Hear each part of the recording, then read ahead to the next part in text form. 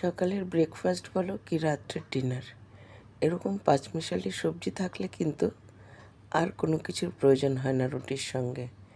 তার জন্য ফোড়নে দিয়েছি শুকনো লঙ্কা আর পাঁচফোড়ন। ফোড়ন থেকে সুন্দর গন্ধ বেরোলে আলুগুলোকে লালচে রং করে ভেজে নিয়ে এর মধ্যে দিয়ে দিয়েছি বিট আর গাজর। যেহেতু একটু সফট হতে সময় লাগে, আগে এগুলো দিয়ে আদা দিয়ে দিয়েছি, দিয়ে খুব ভালো করে ভেজে নেব লালচে রং ধরিয়ে। সফট হয়ে এলে তখন এর মধ্যে দিয়ে দিয়েছি পটল আর কুমড়ো দিয়েও একটু ভেজে নিয়ে তারপরে দিয়েছি এখানে লঙ্কা, টমেটো আর বেগুন, আর স্বাদ অনুযায়ী নুন, জিরে পাউডার আর হলুদ পাউডার দিয়ে সব কিছুর সঙ্গে খুব ভালো করে ভেজে নিতে হবে। ভাজা যত সুন্দর হবে না, তরকারির স্বাদও কিন্তু ততটা সুন্দর হয়। আর খুবই সামান্য জল দিয়েছি, কারণ এটা রুটি দিয়ে খাওয়া হবে, তো মাখো মাখোই খুব ভালো লাগে খেতে। খুব সামান্য জল দিয়ে খুব ভালো করে জাল করে নিয়ে সব সবজি সফট হয়ে গেলে তখন এখানে ব্যবহার করেছি সামান্য গুড়।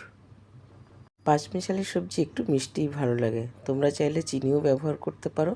আর নামানোর আগে সামান্য ঘি দিয়েছি, তাহলে স্বাদটা অনেক গুণ বেড়ে যায়। আর পাঁচমিশালি সবজির সঙ্গে ধনেপাতাও না খুব ভালো লাগে, কিন্তু আমার ঘরে ছিল না আজ, তাই দিতে পারিনি। তোমরা অবশ্যই ব্যবহার করো আর অবশ্যই ট্রাই করো, খেতে কিন্তু খুব সুন্দর হয়।